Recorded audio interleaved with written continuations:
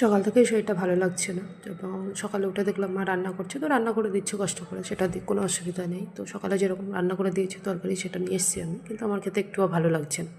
তো দুপুরে খাওয়ার সময় বসলাম, তো ভাবলাম যে কী করা যায়, আমার তো তরকারি খেতে ইচ্ছে করছে না, আর এটা হচ্ছে শীতের জন্য প্রবলেমটা হচ্ছে।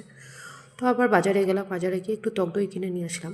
এবং আমি টক দই দিয়ে ভাত খেতে ভালোবাসি, আমার কোনো অসুবিধা হয় না। আবার অনেকে বলবে এটা টক দই খাওয়াটা কারোর ঠিক লাগে না।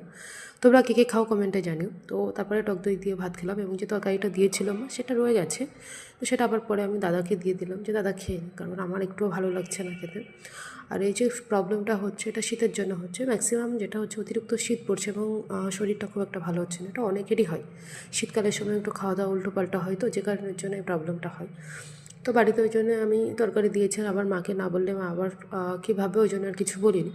তো তরকারি নিয়ে আসলাম, তো সেটা রেখে দিয়েছি এবং টক দই দিয়ে ভাত খাচ্ছি এবং টক দইয়ের মধ্যে একটু লবণ দিয়ে খেলাম। শরীরটা বেশ ভালো লাগলো এবং মুখের টেস্টও আসলো। যাদের খেতে ইচ্ছা করে না, যাদের খেতে ভালো লাগে না, তারা কিন্তু এটা চেষ্টা করতে পারে। তো তোমরা কে কে খাও আমাকে জানিও। আর এই ওয়েদারটা এমনই একটা ওয়েদার, এই ওয়েদারে আমাদের তো কিছু করার থাকে না এবং বাইরে থেকে মেডিসিনও খাওয়া উচিত নয়। তো সে কারণের জন্য ন্যাচারালভাবে সাধারণভাবে যতটুকু হয় ততটুকুই আমাদের করা উচিত এবং সেটাই আমরা করি। তো তারপর খাওয়া দাওয়া করার পরে কাকু যখন এখানে বসে খাচ্ছি, তখন কাকু আমাকে দেখে বললো, কেন আমি টক দই দিয়ে ভাত খাচ্ছি। তো এটাতে আমার কোনো প্রবলেম নেই, কোনো অসুবিধা নেই। বললাম কাকু যে শরীরটা খুব একটা ভালো নেই।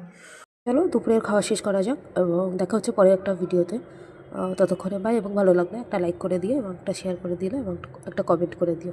দেখা হচ্ছে পরে একটা ভিডিওতে। ততক্ষণে তোমরা সবাই ভালো থেকো।